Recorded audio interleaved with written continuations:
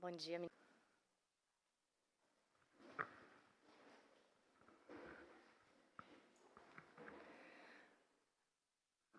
queria agradecer o convite, né? É uma alegria conhecer uma parte do corpo de Cristo aqui, né? É sempre muito rico, né?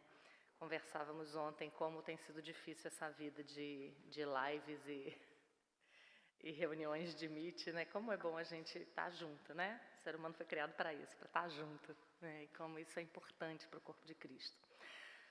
Agora, nesse primeiro momento, nós vamos nos debruçar um pouquinho sobre a mulher de Provérbios 31, que é um texto que tem tantas controvérsias a respeito dele, não sei por quê, porque ele é um texto muito claro, né? E nós vamos estudar um pouquinho quem era essa mulher, o que essa mulher tem a nos ensinar e como é que nós podemos viver através do exemplo dela. Mas a primeira coisa que eu gostaria que vocês pensassem é que essa descrição não é uma descrição apenas desta mulher, mas como é que funciona a vida familiar dessa mulher. Fala dos filhos, fala do marido, né? Então, a gente tem ali diante de nós a descrição de um casamento. E toda vez que a gente for pensar em casamento, a gente não pode esquecer do paralelo supremo, que é o casamento de Cristo com a sua igreja, né? A Bíblia ela não é um livro solto, né? Quando a palavra de Deus ela fala sobre algumas coisas concernentes a esse mundo, a essa terra, ela sempre está nos lançando para levar-nos o olhar para a terra de Canaã, para o reino vindouro, sempre, sempre. Então, não há uma descrição aqui, por exemplo, de casamento sem que você se obrigue a olhar para Cristo e a igreja. Efésios 5, Paulo faz isso muito bem, né? Ele fala ali do papel do homem, do papel da mulher. Obrigada.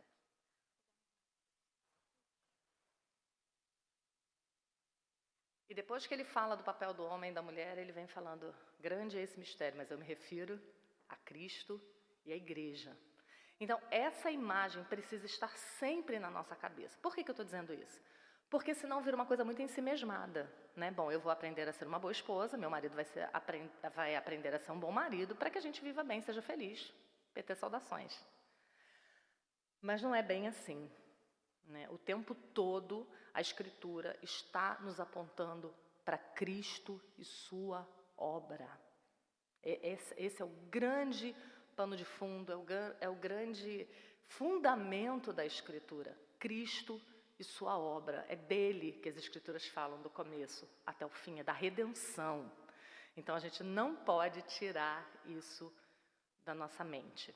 Eu quero recomendar para vocês, depois de hoje, assistirem um vídeo, se vocês ainda não assistiram no YouTube, chamado A Igreja Virtuosa, do pastor Paulo Brasil. E vocês vão ver que eu copiei muita coisa dele. É uma pregação sobre a igreja. E tem essa mulher como figura, né? Então, lembre sempre disso. Quando se fala de família, não estamos falando de nós mesmos. Não estamos falando no nosso pequeno mundinho. A gente está falando do reino de Deus, que é algo muito maior, muito mais importante e eterno, né? Então, a gente precisa lembrar disso. E eu gostaria de começar mostrando para vocês a estrutura desse poema. É interessante nós entendermos isso, para que você entenda o que o autor sagrado, inspirado pelo Espírito Santo, quis que a gente entendesse, a completude do que ele quis que a gente entendesse. Ele não queria só dar uma lista de tarefas que uma boa esposa executa em casa. Não era só isso, né? E olhando o poema hebraico, a gente vai entender isso, porque na poesia hebraica, a estrutura fala também. Não é só... Os recursos de linguagem também falam, né? Isso a gente perde um pouquinho, porque não é a nossa língua materna, né? Mas é por isso que a gente tem os pastores, né? Que ensinam, escrevem sobre o assunto e tem a gente para ler, para copiar e aprender, né? Então, a gente aprende que esse poema, ele é um acróstico. Então, cada início, começa com uma letra do alfabeto hebraico e vai do começo ao fim, como se o primeiro verso começasse com A, depois B, C, D, E. E o que é que isso quer dizer? Isso quer mostrar a completude e a plenitude do relacionamento de um homem com sua mulher. Quer dar a ideia do todo. Essa estrutura poética também, ela é chamada de uma estrutura em quiasmo. O que é uma estrutura em quiasmo? A estrutura de poesia em quiasmo é como se fosse um X. Então, cada sentença no começo vai ser retomada no final. A segunda sentença com a penúltima e assim sucessivamente até chegar ao meio do poema. E o meio do poema é a parte central, é a parte mais importante do poema. Abra comigo Provérbios capítulo 31, eu vou mostrar isso para vocês. A partir do verso 10. Se você pegar o verso 10, no começo, né, entendendo essa estrutura, e pegar o verso 30 e 31, você vai ver que eles são parecidos. Verso 10, mulher virtuosa, quem achará o seu valor excede o de finas joias. E versos 30 e 31, enganosa é a graça, vã a formosura, mas a mulher que teme ao Senhor, essa será louvada. Então, os dois textos estão, e o dá-lhe do fruto de suas mãos e de público a louvarão as suas obras, os dois textos estão falando do valor dessa mulher. Começa e termina falando do valor dessa mulher. Versos 11 e 12 tem seu paralelo nos versos 28 e 29. 11 e 12 são os benefícios que essa mulher faz ao marido, e versos 28 e 29, os benefícios que esse marido faz à esposa. Dá uma olhada comigo, 11 e 12. O coração do seu marido confia nela e não haverá falta de ganho, ela lhe faz bem e não mal todos os dias de sua vida. É a mulher fazendo um benefício ao marido. E nos versos 28 e 29, levantam-se seus filhos e lhe chamam ditosa, seu marido a louva dizendo, muitas mulheres procedem virtuosamente, mas tu a todas sobrepujas. Entende? Dá uma ideia aqui, retoma a ideia no final. O verso 13 até o 19, e depois no verso 27, vai falar do trabalho com as mãos dessa mulher. Né? Eu não vou ler todo o 13 em diante, mas nós vemos que ele começa a falar do que ela faz em casa. Busca lã e linho, de bom grado trabalha com as mãos, é como navio mercante. E lá no 27, estende a mão ao aflito. Não, atende ao bom andamento de sua casa, não come o pão da preguiça. Retoma a mesma ideia. É uma mulher que trabalha arduamente. Nos versos 20 e nos versos 26 estão descritas a bondade dessa mulher. Você vê que estão se aproximando os versos, né? No verso 20, o texto diz assim, abre a mão ao aflito e ainda estende ao necessitado. E verso 26, fala com sabedoria e a instrução da bondade está em suas mãos. Depois nós temos o verso 21 e 25b, que vai dizer que essa mulher não tem temor e não tem preocupações. Verso 21, no tocante à sua casa não teme a neve, pois todos andam vestidos de lã escarlate. Verso 25b, quanto ao dia de amanhã, não tem preocupações. E, finalmente, versos 21 e 22, parte B, e 24 e 25, dizendo que ela veste a si mesma e a sua casa. 21, faz para si cobertas e veste-se de linho fino. Seu marido... Não. No tocante à sua casa não teme a neve, pois todos andam vestidos de lã escarlate, faz para si cobertas e vestes de linho fino. E versos 24 e 25. Ela faz roupas de linho e vende-as, e dá cintas aos mercadores, a força e a dignidade são os seus vestidos. E, finalmente, nós chegamos ao centro do poema, que é o verso 23, o coração do poema. Seu marido é estimado entre os juízes quando se assenta com os anciãos da terra. O que essa estrutura está nos dizendo? Que o centro da vida dessa mulher é o seu marido. Que tudo gira em torno dele. O que isso quer dizer para nós no sagrado paralelo entre Cristo e a igreja? Que a igreja vive para Cristo. vive para o seu Redentor. É Ele que está no coração de tudo que nós fazemos. É a Ele que nós servimos. Então, essa é a ideia dessa mulher aqui. O serviço principalmente ao seu marido. Entendendo isso, eu queria que a gente entendesse agora quem era essa mulher de Provérbios 31. A mulher aqui retratada é uma dama de certa posição, que tem servas a serem organizadas e dinheiro para investir. Naquele tempo, quem tinha servas porque tinha recursos financeiros muito bons.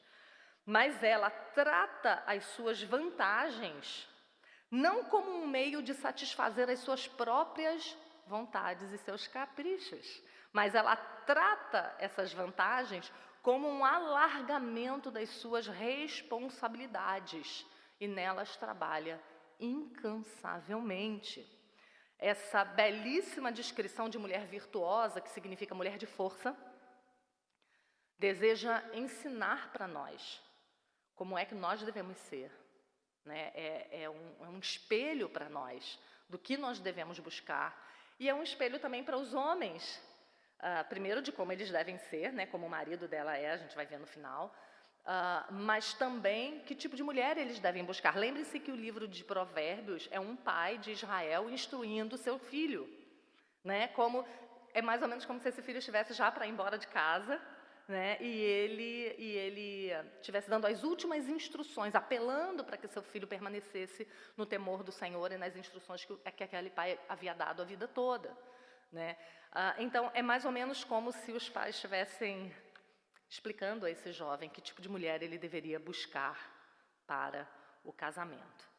E essa mulher, ela representa o padrão de Deus para nós. E aí nós temos que entender as minúcias daquilo que ela fazia. O padrão de Deus para nós não é que a gente teça a nossa própria roupa. A ideia não é que a gente vá comprar lã e vá fazer a nossa lã porque nós precisamos ser igual a mulher de Provérbios 31. Não. Aqui está sendo dado princípio. O princípio que nós devemos seguir. Ou os princípios que nós devemos seguir. E é isso que nós vamos aprender. Bruce Waltke, que eu vou citar muito ele aqui, é um comentarista do Antigo Testamento, ele diz assim: o texto equipara a mulher valorosa a um tesouro. Ela é preciosa porque usa a sua força, a sua capacidade, sabedoria e valor inteira e altruisticamente para os outros. Uma esposa como esta é uma dádiva de Deus e deve ser buscada pela oração fiel. E aí ele cita Provérbios 19, 14. A casa e os bens vêm como herança dos pais, mas do Senhor a esposa prudente. O puritano Matthew Henry, ele nos diz que há um motivo por trás da preocupação dessa mulher, que é temente a Deus. Há um motivo por trás de por que é que ela cumpre com esmero essa função. É só para ser condecorada como uma boa esposa? É só para agradar ao marido? É só para ganhar dele o que ela quer ganhar? Então eu vou ser uma boa esposa para que ele seja um bom marido? E ele vai dizer assim: o fato de que as mães sejam sábias e boas contribui para a promoção da religião nas famílias e a sua transmissão para a posteridade. E todos nós conhecemos os resultados que essa atitude traz em termos de riqueza e prosperidade para uma casa. Aquele que deseja prosperar precisa ter a cooperação da sua esposa. Então, que coisa linda, tem essa relação todinha de trabalhos que essa mulher executa. Nós já sabemos que o centro da vida dela é o marido dela, mas tem mais que isso. Tem um motivo pelo qual ela faz isso. E o motivo pelo qual ela faz isso é a glória de Deus. É o reino de Deus. É a prosperidade, como o texto que nós lemos agora, Paz sobre Israel, vejas os filhos dos teus filhos. Essa é a ideia do texto. Então, percebam que a gente não precisa só aprender a prática das coisas. Como é que eu ensino meu filho a sentar no culto e a prestar atenção? Como é que eu faço com que meu filho seja um menino educado? Como é que eu organizo a minha casa? Porque isso aí o mundo pode fazer muito bem feito também. Mas onde estará o coração desses filhos? A que Deus eles adorarão? Ted Tripp diz isso, né? Toda criança nasceu para ser um adorador. Que Deus ele vai adorar? Né? E essa mulher aqui, ela não está apenas tratando de como ela terá um bom casamento. Não é só sobre isso, é muito mais do que isso. Ela está pensando na sua posteridade, temendo ao Senhor. O texto enaltece essa mulher que teme ao Senhor, né? E que tem muitas qualidades como sabedoria, riqueza, compaixão, generosidade, destemor quanto ao dia de amanhã. Mas quando você olha esse texto que é tão rico, isso é uma coisa que parte meu coração. As mulheres só dizem assim para mim: tá vendo? Ela era uma grande empresária. Isso não só é um anacronismo terrível, né, de você olhar para o passado com olhos de presente, mas é você desprezar a riqueza do texto. Né? Ela não era uma grande empresária, tá, gente? Não era. Alguns comentaristas descrevem esse texto como uma poesia heróica em Israel, como se estivesse detalhando um triunfo militar. Olha que coisa impressionante. Né? E isso era completamente estranho aos ouvidos do povo daquela época, ali no Oriente Próximo, porque eles costumavam a enaltecer as mulheres apenas pelos seus atributos físicos. Parece com alguma era que você conhece? Com alguma cultura que você conhece? Então, ressaltar outros valores que não a estética da mulher era uma coisa muito impressionante, era uma coisa muito diferente naquela época. Né? É por isso que eu gosto sempre de dizer que nós cristãs nunca precisamos do feminismo, nunca. Porque a palavra de Deus coloca a mulher num lugar de valor e de um valor excelente, desde sempre. Né? Não foi o feminismo que conseguiu isso para nós.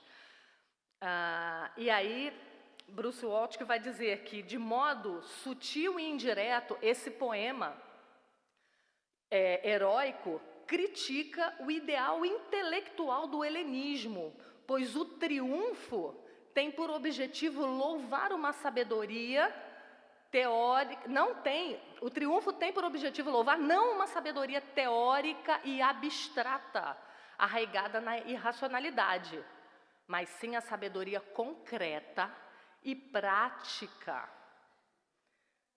arraigada no temor do Senhor. Então, é um poema diferente, é um poema que deve chamar a nossa atenção. Ele está falando de uma maneira que você coloca a sua sabedoria em prática. Não é aquela coisa filosófica, né? Que você fica ali vagueando, pensando, elucubrando. Não.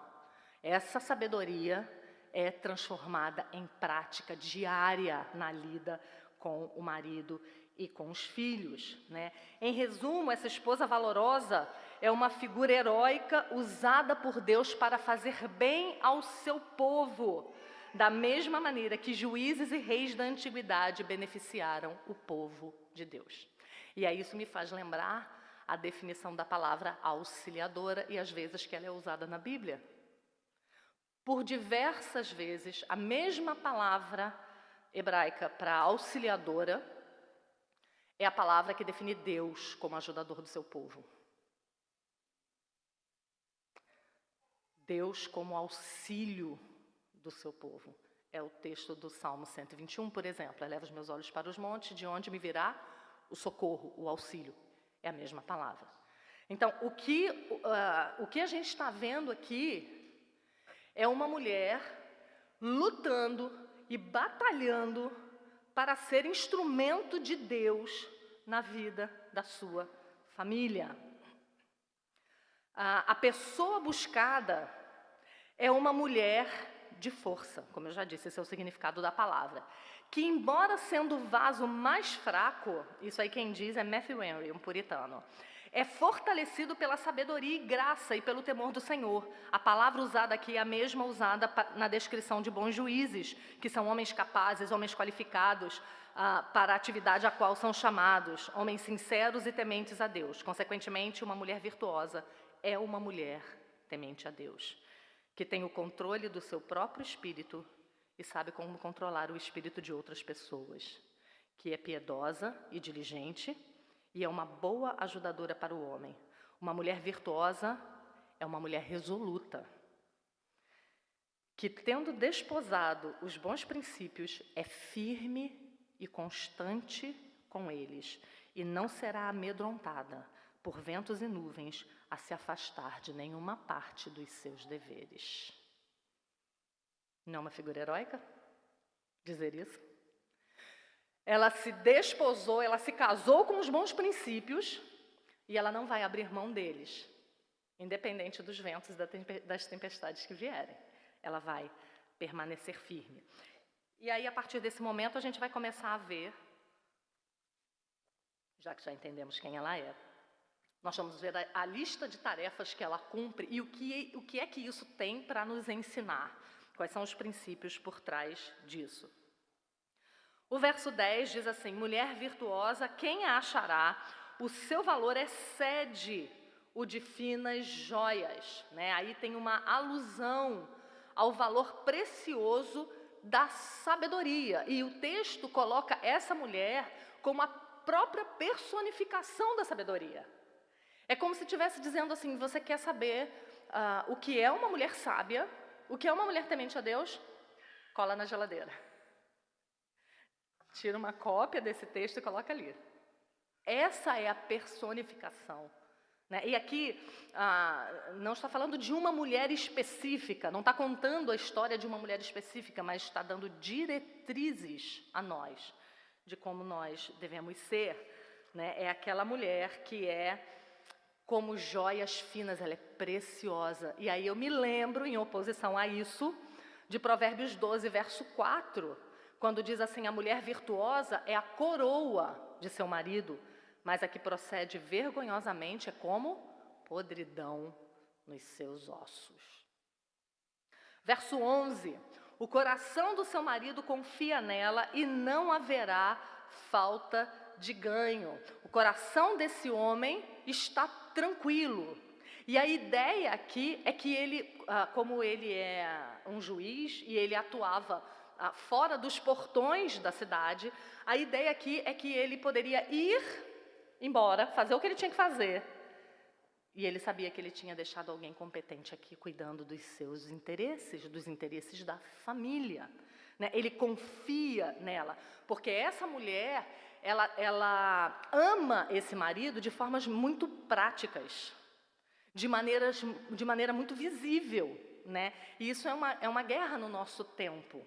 Né, de palavras ao vento, né, de amores passageiros, de amores românticos, que num minuto está no alto, né, da montanha russa, né, amando e com borboletas no estômago e olhos brilhando, no momento seguinte já não há mais esse sentimento. Né?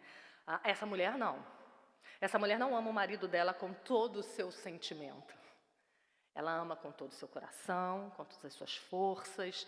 Ela coloca a sua vida em serviço desse marido. O ama de maneiras práticas. Matthew Henry diz assim: esse marido confia na fidelidade dela. E aí eu queria que vocês entendessem isso. O coração do seu marido confia nela. E isso aqui está falando de fidelidade, mas não está falando só de fidelidade conjugal, sexual. Também. Mas não é só isso, é mais do que isso. E aí Matthew Henry explica, ele confia na fidelidade dela aos seus interesses. E que ela jamais trairá os seus conselhos, nem terá nenhum interesse diferente do interesse da família, porque eles são um só. Ela não está indo para um lado enquanto ele está indo para outro. Quando ele se ausenta para atender aos interesses do público, pode confiar nela para ordenar os seus negócios em casa, tão bem como se ele mesmo estivesse ali. É interessante esse comentário de Matthew Henry, né? Porque aí derruba essa ideia da grande empresária, né? Que tinha uma vida paralela do marido. Não. Ela cuidava dos interesses da família, dos interesses dele, enquanto ele se ausentava. Era uma mulher que fazia dinheiro. Ela ganhava dinheiro, a gente vai ver isso mais para frente, mas ela não tinha uma vida paralela à dele, né? Aquelas linhas que nunca vão se cruzar, né? Não, eles caminhavam juntos na mesma estrada.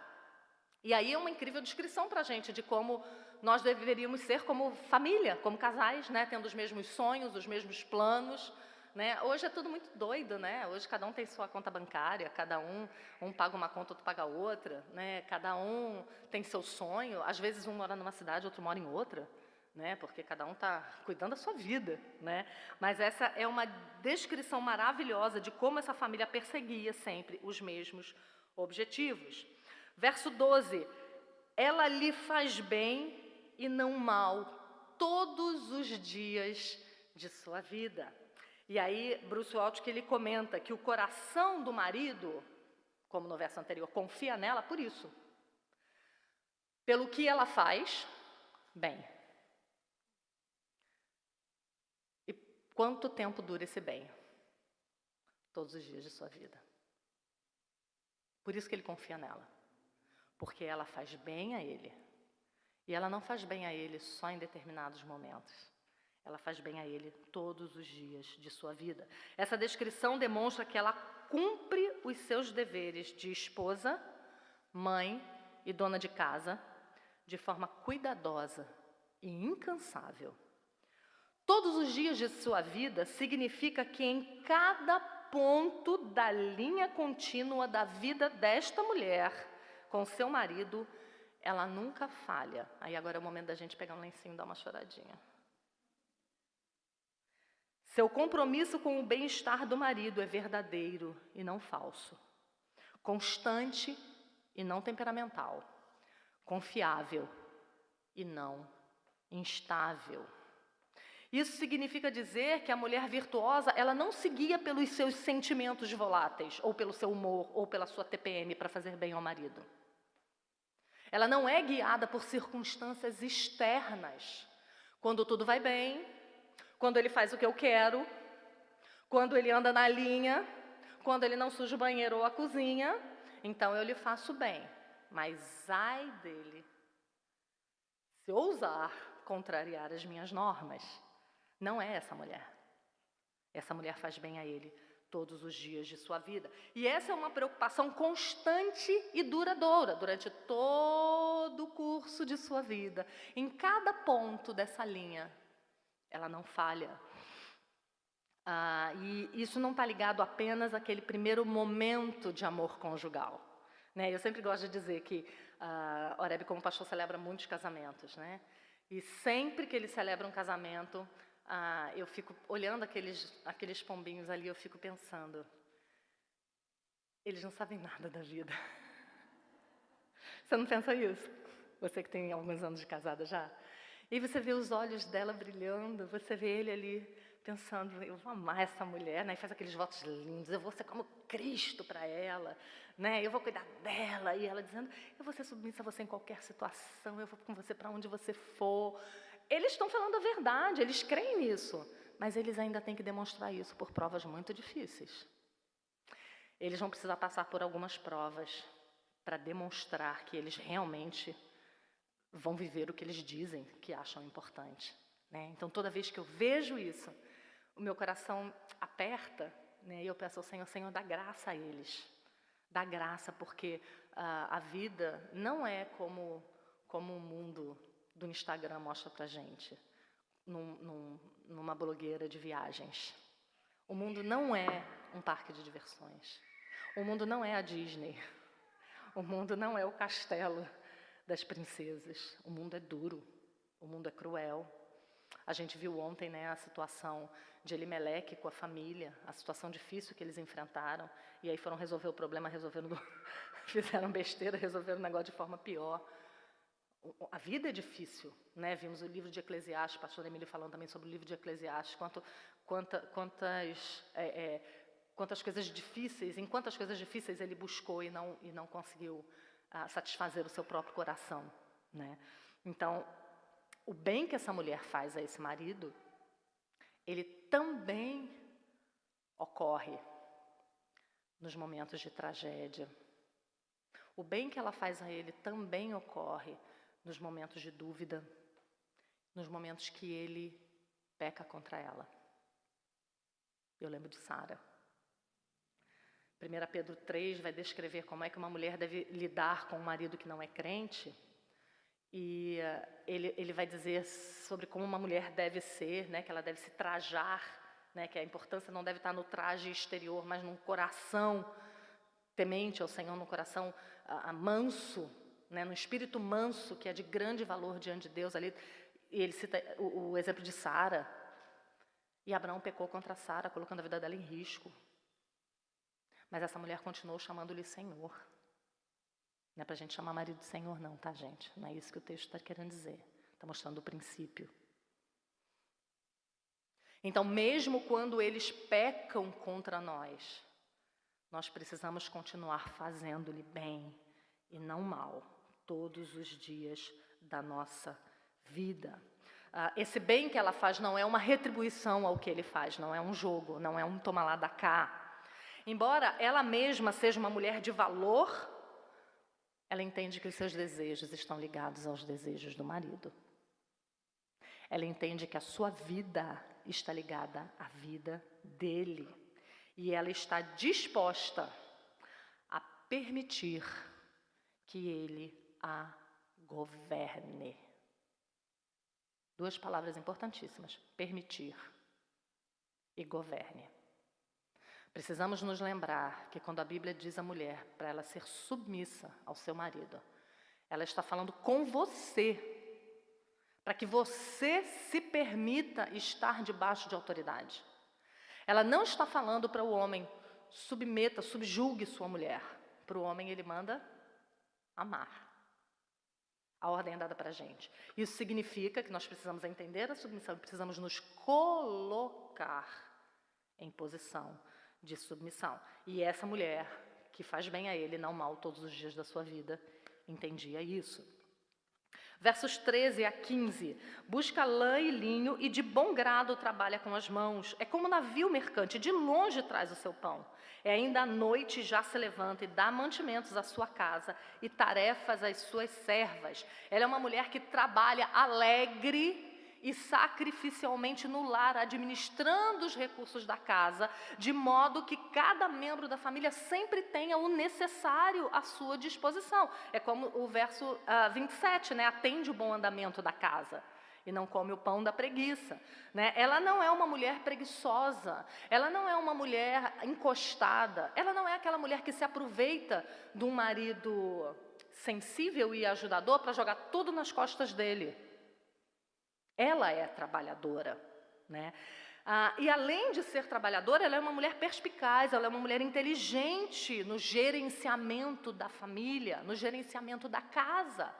Porque, meninas, devia ter uma faculdade sobre isso. Porque uma mulher casada que tem filhos, ela precisa exercer uma série de funções para as quais muitas vezes elas não são preparadas nos nossos dias. Então, piorou, vocês sabem disso. Mas ela tem que ser muito inteligente para administrar essa empresa. Ela precisa entender de investimentos, ela precisa entender de economia, de medicina, de enfermagem, ela precisa saber dirigir, né? Ela precisa entender um pouquinho de psicologia infantil, da boa psicologia infantil, ela precisa ser uma teóloga. Uma mulher, uma mãe e esposa, dona de casa, ela precisa ter muitas habilidades. Né? E isso aqui, juntamente com o verso 16, examina uma propriedade, adquire, planta uma vinha com as rendas do seu trabalho, dá uma ideia completamente daquela ideia americana, né, dos anos 20, 30, 40, da mulher submissa, né, daquela mulher bobinha, burrinha, que não sabe falar, que não sabe se expressar, que não dá palpite em nada, né, porque o marido é que sabe tudo. Não é essa a ideia. Não é essa a ideia. Né? Ela cuida com astúcia, com sabedoria de todos os assuntos da vida da família. É dela que vem o suporte para que cada um desempenhe as suas atividades. E aí eu gosto de contar uma história de uma vez que eu encontrei com uma amiga. E ela perguntou para mim, e aí, como está a família? Eu falei, tá tudo bem, como está o Oreb? Tá jóia, menina, está terminando esse curso. E Lucas, passou para a faculdade. E Israel, está fazendo pré-vestibular, fui dando notícia de cada um deles. E ela olhou para mim com muita pena e disse, e você, amiga? E os seus sonhos? Eu falei, gata, eu não tenho tempo de sonhar, porque eu trabalho muito para que eles consigam fazer o que eles estão fazendo. Eu mantenho a roda girando. E essa é a ideia dessa mulher aqui. Ela mantém a roda girando. Ela é aquela peça da engrenagem que, se for tirada, tudo desanda.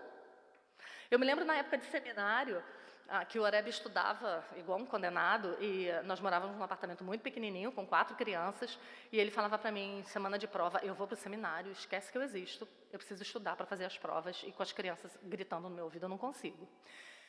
E ele ia e ficava aquela semana ou 2 semanas lá, estudando, eu arrancando os cabelos, morava longe da família, não tinha ninguém que me ajudasse, e quando terminava esse período, ele dizia, me dava R$5, que era o valor do lanche do McDonald's, e dizia, vai para o shopping. Vai, eu vou ficar com as crianças hoje. Vai desanuviar a cabeça. E aí eu ia, né? É muito legal ser esposa de seminarista, porque você aprende algumas técnicas muito legais. Por exemplo, da satisfação em Cristo com o que você tem. Eu ia para o shopping e passava o dia provando roupa e sapato. Eu não comprava um grampo porque eu não tinha dinheiro. Mas eu provava, achava lindo, e olhava o povo fazendo as coisas. Eu só olhava, só assistia, mas eu já estava feliz. Ia lá, comia meu McLanche feliz e ia embora para casa. E toda vez que eu chegava em casa, ele estava assim, ó. Ele falava, como tu aguenta? Como você aguenta? Eu não consegui lavar a louça do café da manhã, tá ali. Eu não dou conta. Ela é uma peça importantíssima da engrenagem. A engrenagem não anda sem ela. E a gente precisa lembrar que Deus colocou cada um num papel, para que nós andássemos juntos. Aí agora a gente inverte isso, né? A gente diz, mulher pode ser homem, e homem pode ser mulher. E às vezes a gente acredita nisso, não na questão sexual, porque a gente sabe que não, a gente é crente, né, gente? A gente sabe que homem nasce homem, mulher nasce mulher, mulher foi feita para ser mulher, homem foi feito para ser homem. Mas às vezes a gente tem esse conceito funcional. Então, eu posso ser aquela mulher que vou ser o juiz fora das portas da cidade. E meu marido pode se tornar a mulher virtuosa de Provérbios 31. Né? A gente inverte os nossos papéis e a gente não pode fazer isso. A gente não pode fazer. Cada um tem uma função específica. E a função dessa mulher é dar o suporte para a família. Verso 16.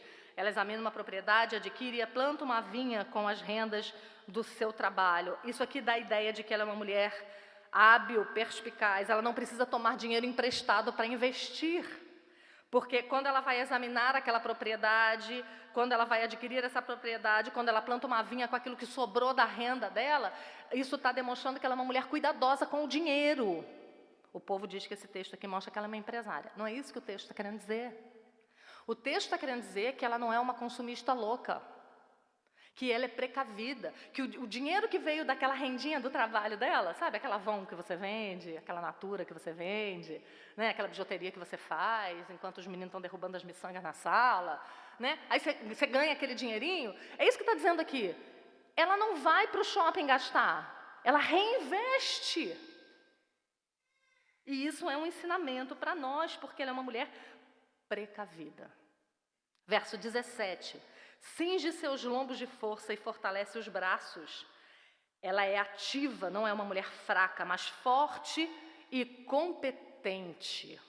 Olha o que Bruce Waltke fala. A expressão idiomática cingir os lombos significa se preparar para algum tipo de ação heróica ou difícil, como uma corrida cansativa, a figura de um trabalho físico. Essa metáfora, cinge seus lombos. Esse é um versículo bom para você botar na geladeira. Cinge seus lombos de força e fortalece os braços. Para aquele dia de manhã, quando você acorda e fala, não vou dar conta. Aí você olha esse texto e lembra disso aqui. A metáfora aponta para a sua motivação e preparação para o serviço. E olha que interessante a maneira como ele coloca. Que ela se prepara mental e espiritualmente para esse serviço, e isso equipa o seu corpo. Olha que incrível. Então, ela não vai para a sua atividade de mãe, esposa e dona de casa com mimimi. Ai, estou tão cansada. Ai, tudo eu. Ai, não aguento mais. Ai, não posso pensar em engravidar de novo. Ah, não tenho forças. Não, ela se prepara mental e espiritualmente. Eu sei o que eu tenho que fazer. Eu sei que eu estou frita essa semana. Porque a lista tá gigante. mas eu sei da minha responsabilidade. E ela busca no Senhor essa força. E aí ele continua, preparada desse modo, tanto mental quanto espiritualmente, ela fortalece os braços, indicando que ela decide fortalecê-los. E que ela tem a força e a resistência para completar a tarefa a qual ela se lançou depois de avaliação prudente. Então, ela é aquela mulher que busca forças onde não tem. Ela não é aquela mocinha chorona, né, molenga, né, que não aguenta mais de um filho porque filho dá trabalho. Né? Ela não é como as mulheres da nossa geração, que só andam de Uber, que não sabem andar a pé, que não andam de ônibus, né, que não enfrentam as coisas, né? A gente tem uma geração muito difícil, não só de homens, né, que essa geração que está crescendo aí, você precisa ter uma guerra, a gente está perdido. Mas as mulheres também estão sendo criadas dessa forma, né? Luxentas, como diz no Nordeste. Aquela mulher que tem que ter tudo à sua disposição. Ela não está acostumada com o trabalho duro. E aí ela vai sentir muito quando ela tiver que desempenhar esse papel na sua família, né? Versos 18 e 19, ela percebe que o seu ganho é bom, a sua lâmpada não se apaga de noite, estende as mãos ao fuso, mãos que pegam na roca. Aí ela está falando do quanto essa mulher trabalha, né? Seu ganho é bom significa que tudo que ela faz tem bom resultado pela sua prudente administração. Ela não é aquela mulher que se lança em 10 projetos e termina um. Ela pensa antes. Ela averigua antes se ela vai ter força, porque eu não sei vocês, mas eu sempre fui com uma cabeça muito cheia de planos e ideias. Né? Como esposa de pastor, no domingo à noite, quando eu vou dormir, eu resolvi todos os problemas da igreja aqui. Eu pensei em tudo, vamos começar um projeto assim, vamos fazer assim com as mulheres, vamos fazer isso, vamos fazer aquilo, conversa. Na segunda-feira eu caio na realidade da casa bagunçada, né? Mas muitas vezes a gente tem muitas boas ideias, muitos projetos bons, e a gente se mete em muitos deles e não consegue terminar nenhum. Por quê? Porque nós não tivemos uma preparação prudente para isso. Né? Nós não levamos em conta as variáveis, quantos filhos nós temos, a idade dos nossos filhos, né? Como é que está o nosso casamento, como é que está o trabalho do marido nesse momento, porque às vezes o trabalho do marido num momento exige muito da gente, às vezes não. Então, todas essas coisas a gente precisa avaliar. Essa mulher, tudo que ela fazia, tinha bom resultado porque ela fazia essa avaliação.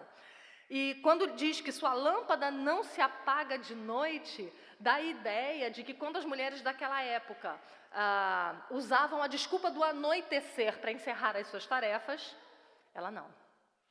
Ela acendia seu luzeirozinho lá, que eu não sei qual era, e continuava trabalhando, trabalhando e trabalhando. A mulher virtuosa, diz Matthew Henry, ama o seu trabalho mais do que o seu sossego ou prazer. Os que têm uma família da qual cuidar não devem amar excessivamente a sua cama pela manhã. Ela se dedica às atividades que são apropriadas para ela. Não é no trabalho de um acadêmico, ou de um estadista, ou de um agricultor. Ela se ocupa no trabalho típico das mulheres. Ela faz o que faz com toda a sua força e não brinca com a sua atividade, nem a desmerece. Eu achei isso incrível, esse comentário de Matthew Henry. Porque essa mulher virtuosa que trabalha muito, ela não faz isso descuidadamente. E ela não desmerece essa função. Você já foi tentada a chegar numa loja e preparar um cadastro e dizer que você é dona de casa? Você já sentiu vergonha disso? Essa mulher, ela não desmerece a sua função. Ela tem orgulho, ela tem honra de cuidar da sua casa, de cuidar dos seus filhos, de cuidar do seu marido. E ela é uma mulher que trabalha sem parar. Quantas de vocês já ouviram dizer que algumas mulheres preferem 1000 vezes um escritório do que uma casa cheia de criança e de marido para cuidar? Por quê? Porque no escritório você chega às 8 e sai às 5. Fecha a porta do escritório e vai para casa. Como mãe, esposa e dona de casa, se você não disser, chega, você não para de trabalhar. Se você não disser, não, isso aqui vai ficar para amanhã, você não para. E eu quero ler para vocês um texto que eu recebi uma vez na porta do supermercado, perto do Dia das Mães. E ele narra mais ou menos como é isso, mais ou menos como isso funciona. Ele diz assim: a mãe e o pai estavam assistindo televisão quando a mãe disse: estou cansada, já é tarde, vou me deitar. Foi à cozinha fazendo um sanduíche para os meninos levarem para a escola. Passou água nos copos que estavam em cima da pia, tirou a carne do freezer para o jantar do dia seguinte, encheu o açucareiro, colocou as xícaras e os talheres na mesa e deixou a cafeteira pronta para ligar no dia seguinte. Colocou umas roupas na máquina de lavar, passou uma camisa a ferro e pregou um botão que estava caindo. Guardou umas peças de jogo que ficaram em cima da mesa, pôs a agenda de telefone no lugar, regou as plantas, despejou o lixo, pendurou uma toalha para secar, bocejou, espreguiçou-se e foi para o quarto. Parou ainda na escrivaninha, escreveu um bilhete para a professora, deixou um envelope com dinheiro para a excursão do colégio, apanhou um caderno que estava caído embaixo da cadeira. Preparou um cartão de parabéns para uma amiga e fez uma pequena lista do supermercado. Nessa altura, o pai disse lá da sala: pensei que você tinha ido dormir. Estou a caminho, respondeu ela. Pôs água na vasilha do cachorro, chamou o gato para dentro de casa, certificou-se que as portas estavam trancadas, deu uma olhada no quarto das crianças, apagou a luz de um abajur, pendurou uma camisa, jogou umas meias no cesto de roupa suja, conversou com o filho mais velho, que ainda estava estudando. Já no quarto, acertou o despertador, preparou a roupa para o dia seguinte, arrumou os sapatos, depois lavou o rosto, passou creme, escovou o dente, acertou uma unha partida. A essa altura, o pai desligou a televisão e disse: vou deitar, e foi. É isso. Se essa mulher não disser chega, não acaba, porque ela tem muitas demandas. A sua lâmpada não se apaga de noite, e ela não choraminga por causa disso, ela não murmura, ela não reclama, ela tem isso como uma dádiva de Deus. Lembra daquele texto de Provérbios? Eu não separei esse texto de Provérbios, que diz que quando não há a força dos bois, o celeiro fica limpo? É isso. Pensa num versículo que eu queria botar. Eu escolhi outro, né? Eu fiz um quadro para botar na entrada da minha cozinha com um texto bíblico. Eu prefiro falar sobre geração, posteridade. Escolhi outro versículo. Mas meu marido me sugeriu que colocasse esse. Porque a gente gosta de uma cozinha, uma casa limpa e arrumada. Mas quando a casa está muito limpa e muito arrumada, significa dizer que não tem vida. Não tem gente comendo, não tem gargalhada. Mas gente comendo, gargalhada, criança correndo, exige trabalho árduo e duro. Verso 20. Abre a mão ao aflito e ainda a estende ao necessitado. Isso demonstra que essa mulher não cuida só da sua família, mas ela também demonstra bondade e compaixão por outras pessoas que estão ao seu redor. O coração dela não está focado nas suas rendas. Ela usa a sua renda para servir e para cuidar. Né? Essa figura de abre a sua mão se refere a isso. Né? Ela não retém, mas ela dá. O coração dela é um coração alargado. Né? Não é só os seus, mas é também a família da fé. Verso 21, no tocante à sua casa, não teme a neve, pois todos andam vestidos de lã escarlate. A ideia aqui é de que o perigo que viria, a neve, não lhe causava angústia, porque ela se prevenia. Então ela não precisava temer a neve que viria, pois ela sempre estava um passo atrás dos acontecimentos. Ela sempre iria se precaver para aquilo que viria, ela sempre estava de sobreaviso. Verso 23, seu marido é estimado entre os juízes quando se assenta com os anciãos da terra. Este marido é descrito como um homem altamente influente na cidade, além dos portões. Ela estava dentro dos portões, ele estava além. E esse marido era respeitado, como diz aqui, né, estimado entre os juízes, por 3 motivos descritos nesse texto. O primeiro, ele era tão estimado assim entre os juízes. Primeiro, por causa da ausência de preocupações domésticas. O fato da família ser próspera tirava da sua mente qualquer tipo de preocupação e contribuía para a sua reputação. O que isso significa? Significa que ele podia se dedicar tranquilamente aos seus afazeres, sem se preocupar com o que estava acontecendo lá, porque ele tinha deixado uma auxiliadora idônea competente, capaz em seu lugar. 3 anos já que ele está pregando em Provérbios. E agora a gente está falando sobre a questão da língua, da fala. E é muito interessante como é que Provérbios atrela isso. A maneira como você usa a sua língua com o seu caráter. Não é só a maneira como você fala. O problema não está só ali, que é o exterior, mas está no coração. Então essa é uma mulher que tem bondade na sua fala. Por isso o ensino que ela dá é aceito, porque há bondade. Isso confere a ideia de que o seu ensino é sempre amoroso, né? Que as lições que vão ser passadas para os outros, para os filhos, para as outras mulheres da igreja que estão à sua volta, são instruções que são recebidas. E ela tem autoridade para passar essas instruções, porque a sua vida é um exemplo dessa instrução. Porque ela vive aquilo que ela prega. Matthew Henry diz assim: ela está cheia de palavras piedosas e as administra com prudência e mostra o quanto seu coração está cheio das coisas de cima, mesmo quando suas mãos estão muito atarefadas neste mundo. Eu achei lindo isso, porque geralmente a gente usa a desculpa de ter mãos cheias e estar muito atarefadas para usar as nossas palavras de modo pecaminoso, grosseiro, rude, né, para que as nossas palavras sejam como espadas que ferem e não como medicina que cura, como diz Provérbios. Isso significa que ela não vive murmurando do seu trabalho, nem da quantidade dos seus afazeres.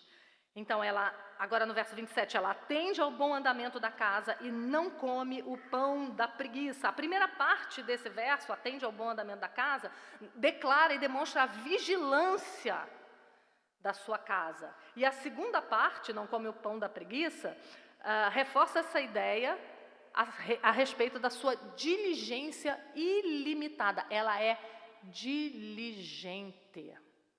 Ela é uma mulher que não desiste, que ela permanece, ela continua em cada um dos seus trabalhos. Ela está atenta aos detalhes da casa, da vida, do marido, dos filhos. Cada pormenor está debaixo das suas vistas. E ela é capaz de rapidamente tomar soluções e resolver as demandas que aparecem. Por isso. Porque o seu coração, as suas forças, os seus olhos estão voltados para o lar. Ela não tem outras preocupações. Ela está com tudo seu voltado para a sua família. Então ela vê antes a necessidade. Os seus pensamentos, as suas atividades giram em torno do seu ninho. É lá que ela gasta a sua energia, a sua inteligência, a sua sabedoria. É lá que as suas habilidades são desenvolvidas e aperfeiçoadas. E qual é o objetivo? Não é um salário no fim do mês. Não é uma placa de melhor funcionária. Não é um elogio vindo da boca de estranhos. A sua recompensa é eterna e intangível. A certeza da mulher virtuosa é que ela está cumprindo a sua vocação e que sua recompensa é dada pelas mãos do próprio Deus. É Ele quem congratula esta mulher por sua obediência ao seu chamado.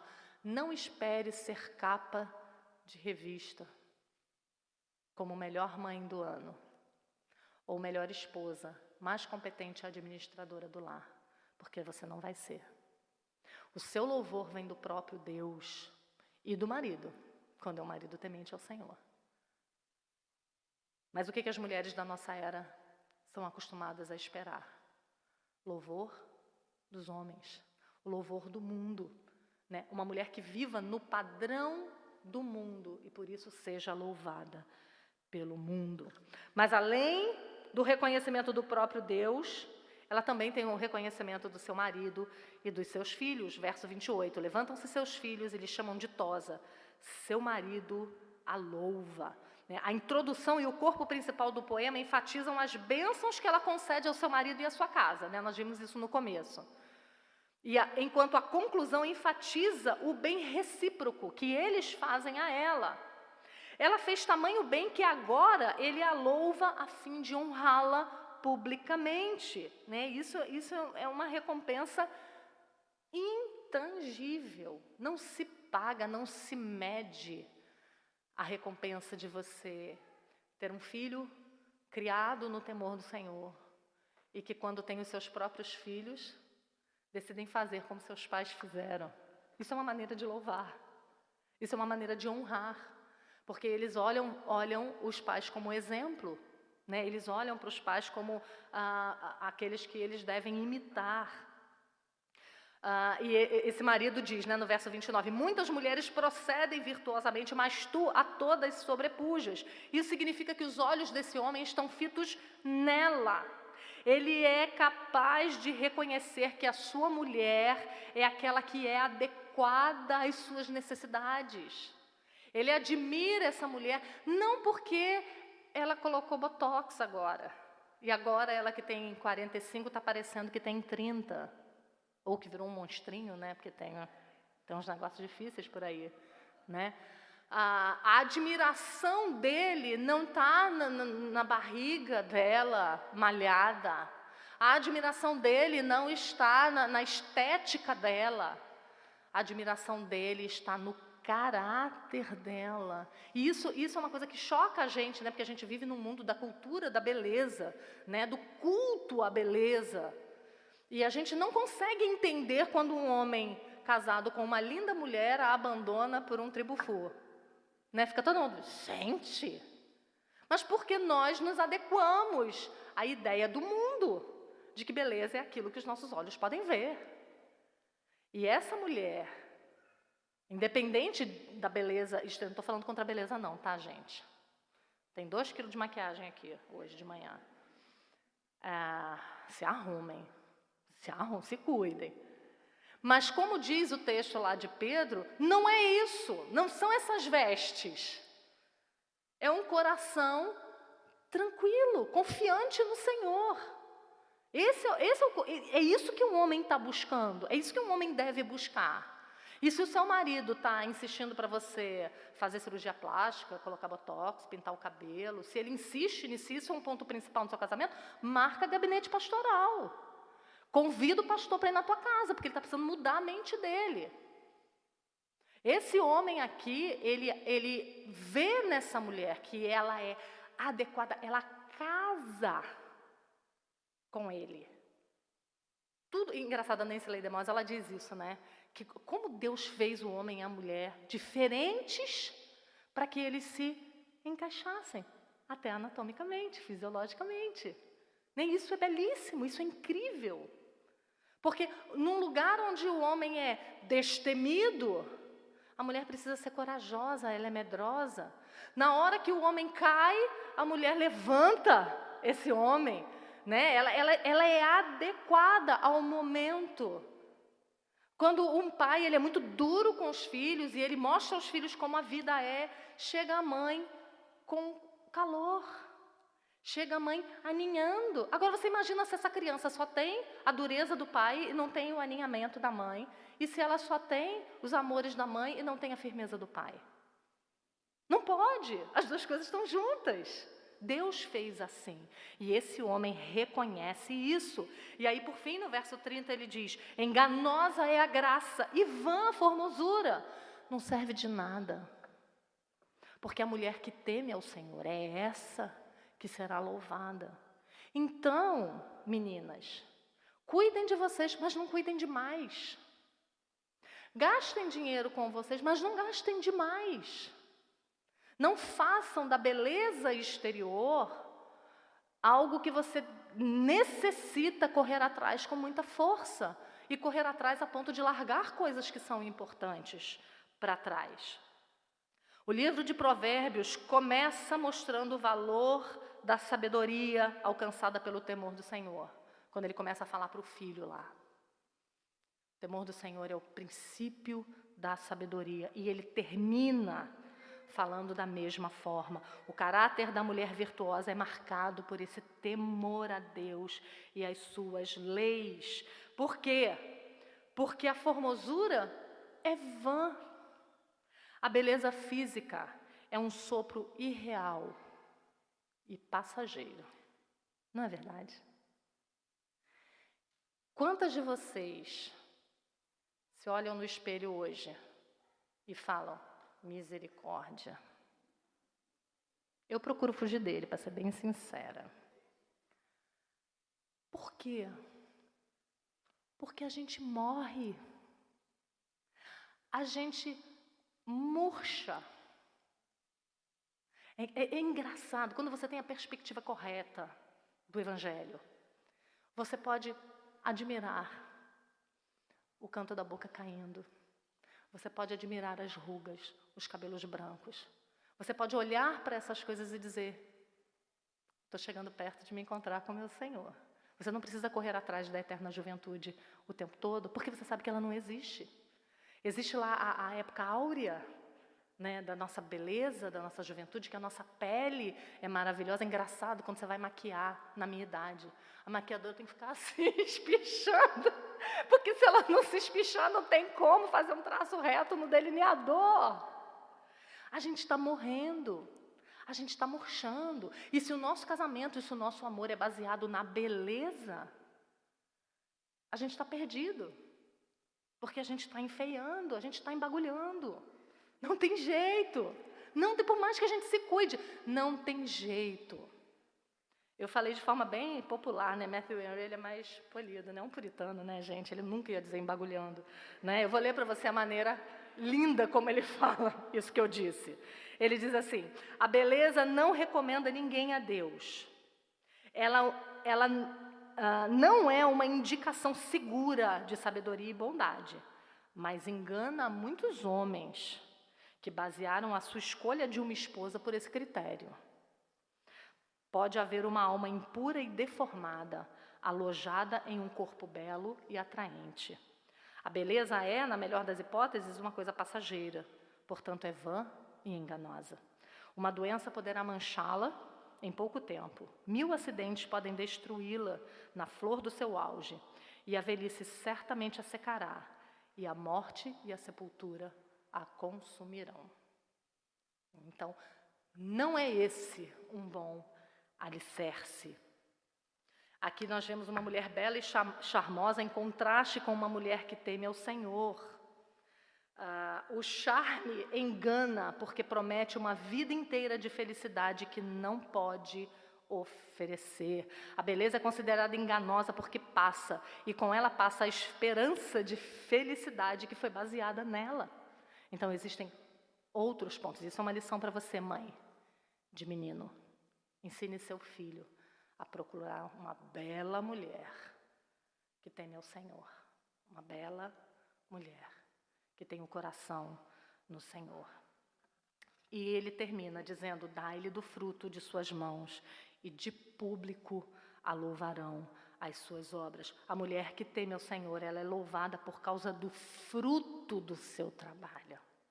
Ela não é louvada pela sua beleza, ela não é louvada por causa das coisas que ela fez sem pensar, por causa das coisas que ela deixou de fazer, mas pelo fruto daquilo que ela investiu. E seus filhos estão ali para mostrar isso. Os frutos de suas mãos servem também para exemplo para as mulheres mais jovens, incentivando-as a permanecer firmes. Quando essas mulheres mais velhas já colhem esses frutos, né, no cumprimento da sua vocação, e lembrando a elas que no devido tempo elas também receberão seus frutos. Às vezes eu converso com mães que têm filhos de 3 anos, 4 anos, ela diz: eu corrijo, eu disciplino, mas eu não vejo fruto. Eu falo: amada, tu não vai ver, calma. Precisa de anos de investimento para colher um único fruto bom. Precisa de anos, a gente é muito imediatista, né? Então, essa mulher, esse fruto das suas mãos, pode ser bênção não só para a casa dela, mas também para a sua igreja. E aí, terminando, nós voltamos à comparação inicial de Cristo com a igreja. E essa aplicação foi feita nesse vídeo que eu disse para vocês, do pastor Paulo Brasil.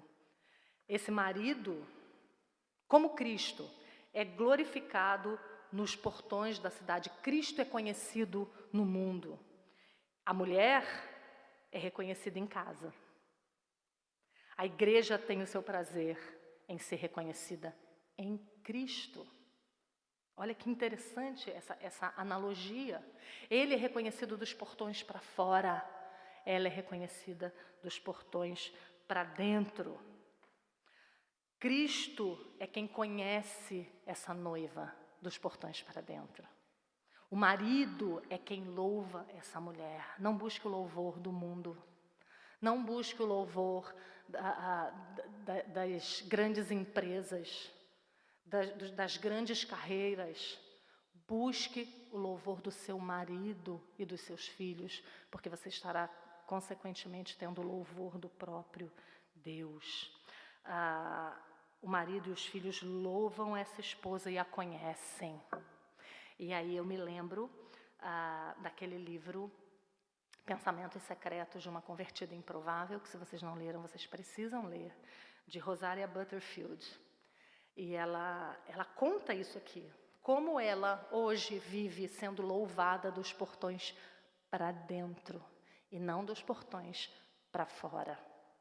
Ela era uma mulher que tinha uma vida muito mundana, ela era lésbica, ela era professora universitária, professora de literatura inglesa lá nos Estados Unidos. Ela era diretora da cadeira, né, da cátedra lá da área dela, e ela lidava com a comunidade LGBT. Ela viveu como uma mulher durante muitos anos, até que o Evangelho a achou, até que ela se converteu ao Senhor. E aí toda a vida dela deu uma guinada. Ela já tinha quase 40 anos, então ela não teve filhos biológicos, mas ela se casou e ela adotou 4 filhos. Fazia, né, não sei agora como está, mas fazia homeschooling com esses filhos, se casou com um pastor reformado, né, uma mulher temente ao Senhor. É uma história que vale a pena ser lida. E ela conta que ela precisou abandonar todas as áreas da vida dela. Ela deixou a universidade porque ela entendeu que ela precisava cuidar da sua família e dos seus filhos, e também na parte que ela estava agindo ali não correspondia mais à fé dela, então ela realmente precisou sair. E ela hoje tinha uma vida completamente diferente. E ela diz assim: eu perdi tudo quando me converti. Perdi meus amigos, perdi minha carreira, perdi meu salário. Mas ganhei um marido que me ama e que me acha virtuosa e que me chama de bendita. A glória dela está dos portões para dentro. Ela experimentou a glória dos portões para fora e não satisfez seu coração. E isso me faz lembrar o texto de Paulo, lá em Filipenses 3, 7, 8 e 9, que diz assim: circuncidado ao 8º dia, da linguagem de Israel, da tribo de Benjamim, hebreus de hebreus, quanto à lei fariseu, quanto ao zelo perseguidor da igreja, quanto à justiça que há na lei irrepreensível. Mas o que para mim era lucro, isso considerei perda por causa de Cristo. Sim, deveras considero tudo como perda por causa da sublimidade do conhecimento de Cristo Jesus, meu Senhor, por amor do qual perdi todas as coisas e as considero como refúgio, que significa lixo, para ganhar a Cristo e ser achado nele. Minhas irmãs, tudo que o mundo diz para você que é ser uma mulher é refúgio, é lixo. Abandone tudo aquilo que o mundo pensa a respeito do que é ser uma mulher bem-sucedida. Abandone. Você precisa moldar a sua mente pelo que a palavra de Deus diz, pelo que Deus diz que é ser uma mulher virtuosa. Os seus interesses, as suas prioridades não podem estar baseadas numa agenda feminista, mesmo que você não seja feminista. A sua agenda é a agenda de Deus. E a gente vai falar um pouquinho sobre isso na próxima palestra. Mas a gente precisa aprender a amar o louvor do nosso Deus, do nosso marido e dos nossos filhos, porque nós fomos educadas para receber louvor do mundo. E a gente precisa mudar, virar a chave e aprender a viver realmente para o nosso Deus no temor do Senhor. que Ele nos abençoe, que Ele nos dê graça para isso, porque não é um trabalho fácil, né? A gente vive muitos anos pensando de uma forma, e quando o Evangelho chega, chega como uma bomba, destruindo tudo para construir de novo, né? E nós precisamos de graça para isso, né? Que o Senhor nos abençoe e nos ajude a seguir o exemplo dessa mulher, que no final das contas é louvada e honrada por Deus, pelo seu marido e pelos seus filhos. Vamos orar. Pai Santo, dá-nos da Tua graça mais uma vez, quando nos achegamos à Tua palavra e olhamos para nós mesmas, quando olhamos para o padrão da Tua palavra e nos comparamos por essa régua, nós vemos o quanto nós estamos perdidas sem a Tua graça.